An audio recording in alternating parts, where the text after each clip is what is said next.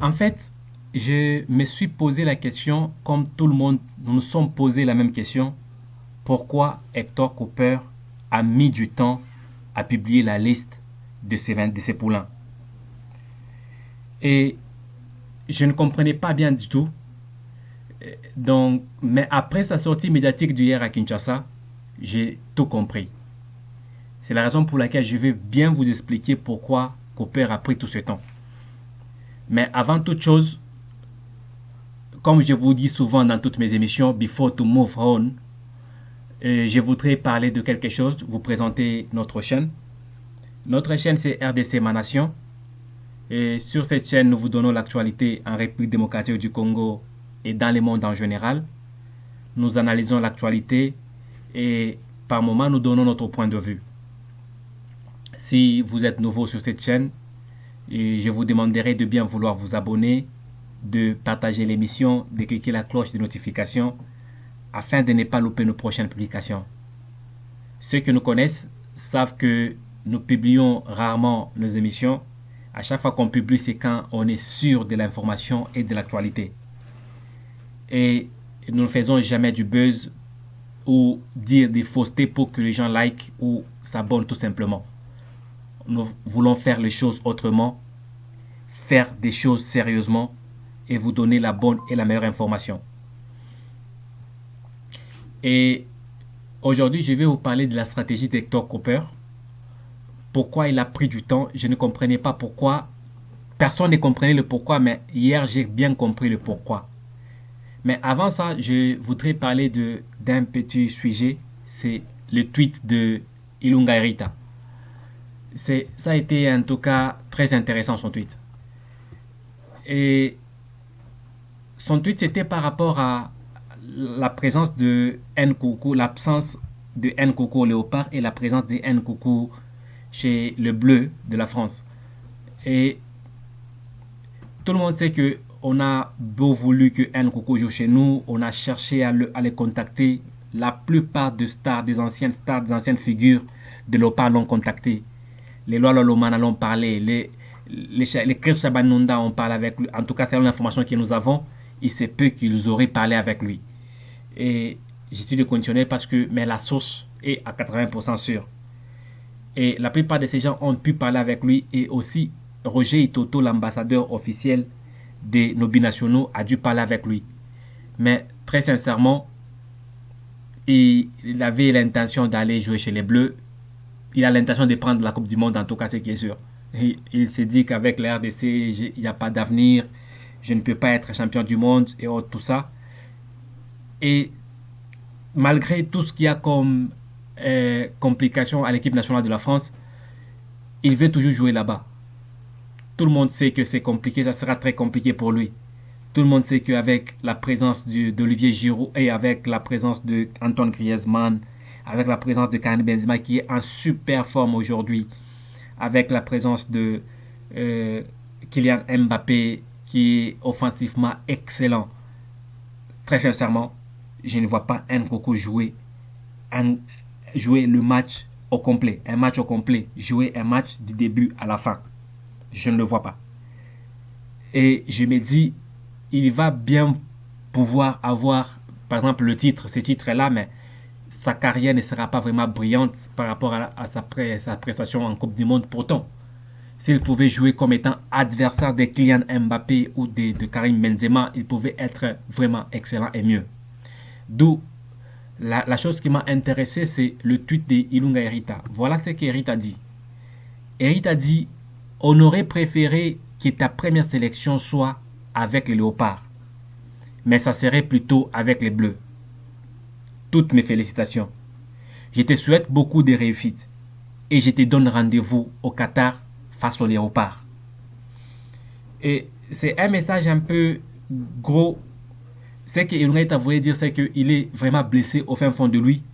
On aurait voulu que nos frères, le meilleur de nos frères viennent jouer pour nous. Mais il nous a déçus. Il a préféré aller jouer pour les Européens. C'est pas si grave. Il est né là-bas, il a grandi là-bas. Il ne connaît que l'Europe, c'est qui est sûr. Nkoukou ne connaît pas la RDC. Il ne connaît pas la RDC vraiment.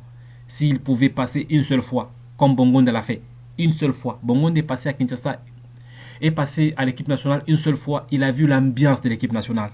Il a vu l'unité des Congolais. Il a vu l'importance de jouer pour ses origines. Et il a joué.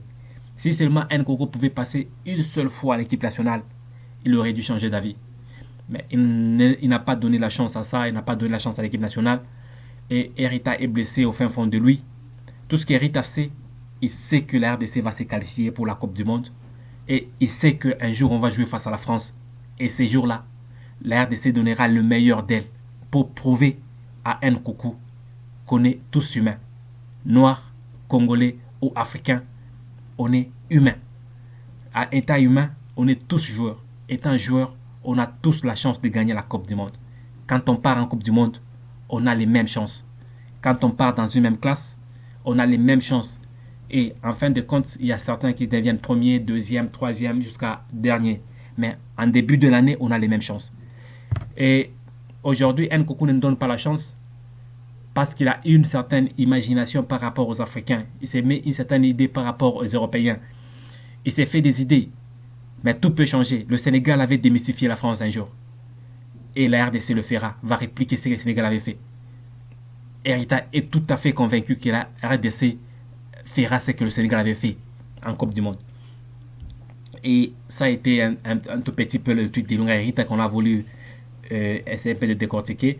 Mais le sujet d'aujourd'hui, c'est beaucoup plus le retard que Hector Cooper a mis dans l'application de ses poulains. Mais c'est après sa sortie médiatique d'hier que j'ai tout compris. Voilà ce que Cooper dit.